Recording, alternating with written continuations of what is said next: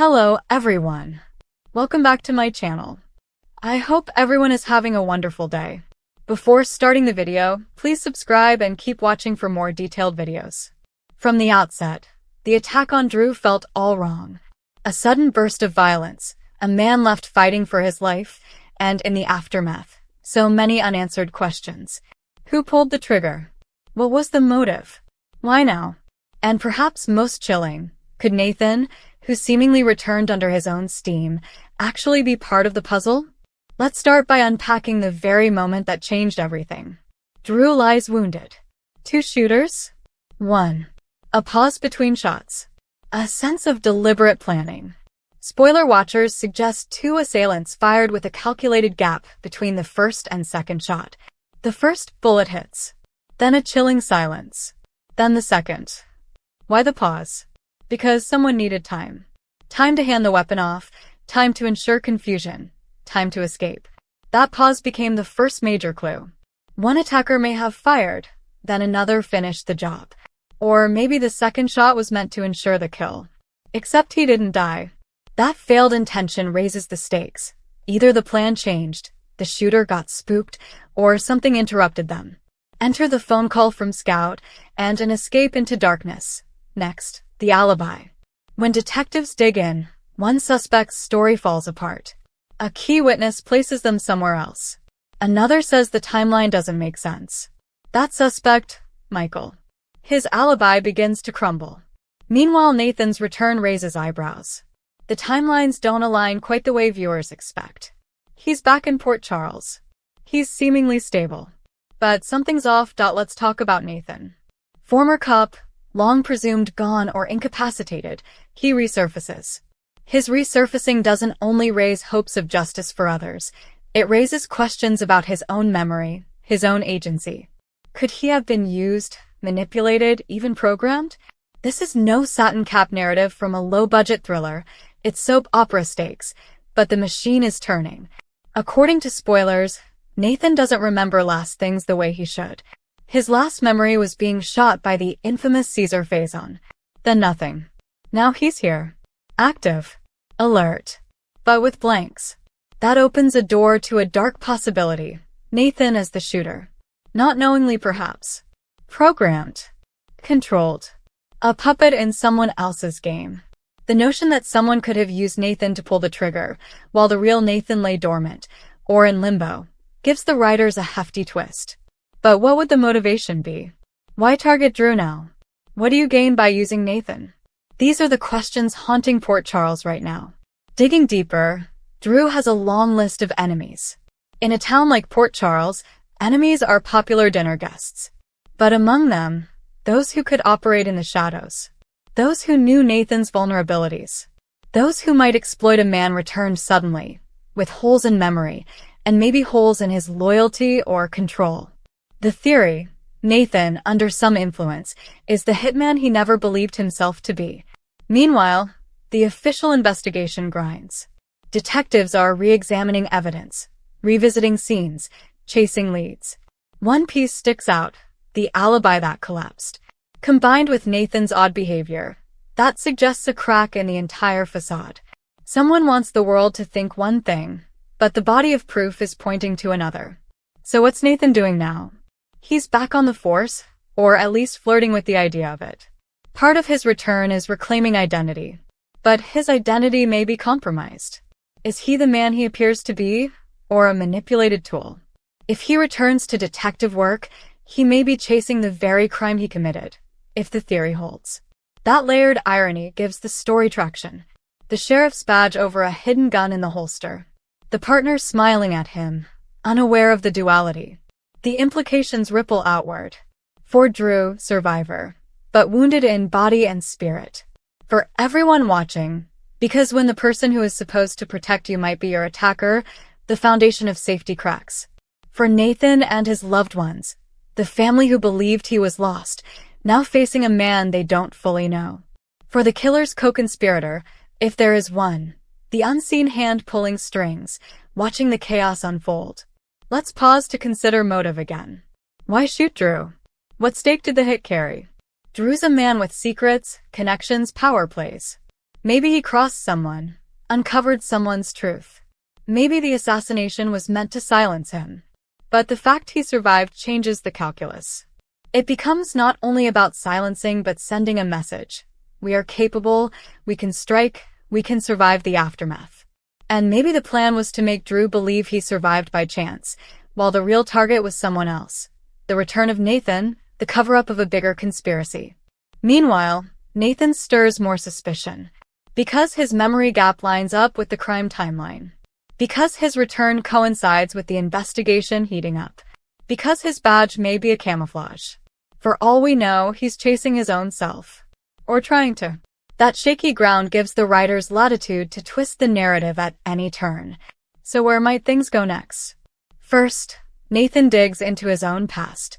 The fragments he recalls, the questions his allies ask, the forensic evidence that may not line up. Second, Drew starts to piece together his attack, the pause, the path of the bullet, the shooter's stance, the escape route. Third, the hidden hand behind the hit starts to panic. Because when someone begins asking the right questions, you need to either double down or disappear. And in Port Charles, disappearance is rarely clean. On Nathan's way back on the force front, he may get reinstated formally. But whether he is cleared or under suspicion remains to be seen. The badge could be both shield and target. Getting back in uniform gives him access. But it also places him under the microscope. If he is the shooter, then every case he works, every partner he has, every suspect he interrogates becomes a mirror of his own crime. And one of the greatest thrills in soap storytelling is the hero chasing the villain within. Nathan's journey could become that. For Drew, the next arc is redemption and retaliation. He survived, but he's changed. He's wounded physically and emotionally. The fact that the shooter survived, possibly unaccounted for, unsettles him. He must decide, do I go on the offensive or stay defensive? And if Nathan is involved, his trust in the institution of law enforcement begins to crack. That sets up conflict with friends, lovers, not forget the collateral damage. Loved ones like Maxie, baby James, close colleagues, all have a stake. If Nathan's identity is compromised, they are at risk. If someone used Nathan, they may have used that vulnerability to strike deeper. If the two-shooter theory is correct, someone else walks free, maybe closer than we think. Now, the fan theories. Soap fans are sharp. Could Nathan have been brainwashed or conditioned? Someone who knows his history, knows his gaps, manipulates him to shoot and then forget. That theory came out of a recent spoiler. Nathan's own memory loss and confusion played into the narrative. Others suggest, maybe Nathan shot, but in self-defense during a memory flashback. Or maybe he witnessed something, blocked it out, and the shot fired was accidental, but then subject to manipulation afterward. Another twist. The possibility that there are multiple shooters, including an accomplice who framed someone else entirely. Nathan could be involved indirectly, not necessarily as the trigger man, but as the distraction, the decoy, or the cover. We saw that one suspect's alibi collapsed. We saw evidence of two shooters. We see Nathan's weird behavior. The puzzle pieces may not point exclusively at Nathan, but he's definitely in the center. The question now, what will the investigation find? As the detective team reopens case files, reconstructs the timeline, they will look at bullet trajectories, shell casings, camera footage, the phone call from Scout. That call might be critical. It may have startled the shooter, caused the pause. If so, whoever answered that call may hold the key. Nate digging in, Drew following his own instincts, Drew's allies pushing. Meanwhile, the killer's complacency may crumble.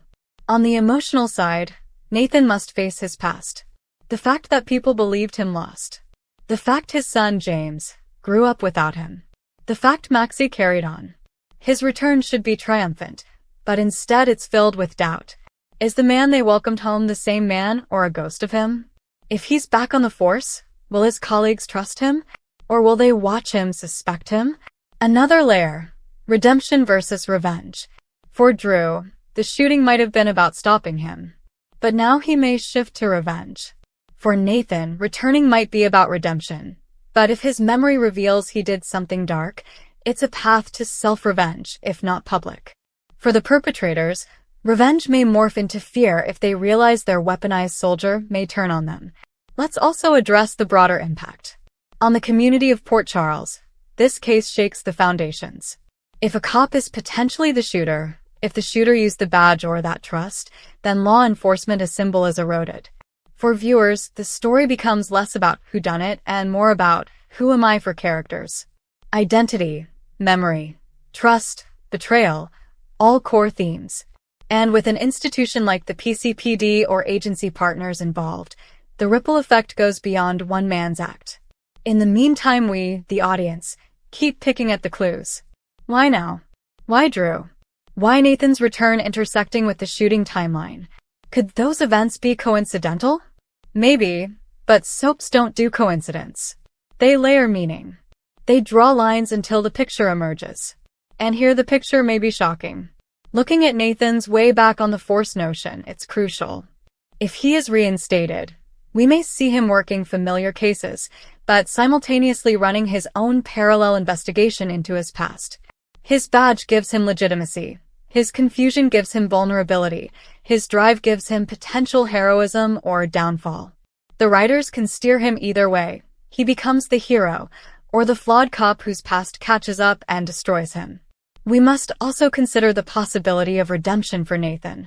If he was used, manipulated, then his arc might be about reclaiming agency, exposing the puppet master, and restoring his identity.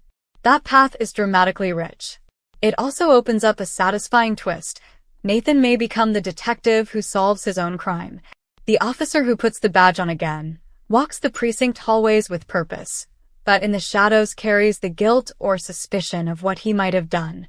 That duality, hero and suspect, is hot storytelling. From Drew's perspective, survival just occurred. But healing will be messy. He may question every relationship, every alliance. He may ask, was the wound meant to silence me or wake me? Was it meant to scare me into submission or activate me into action?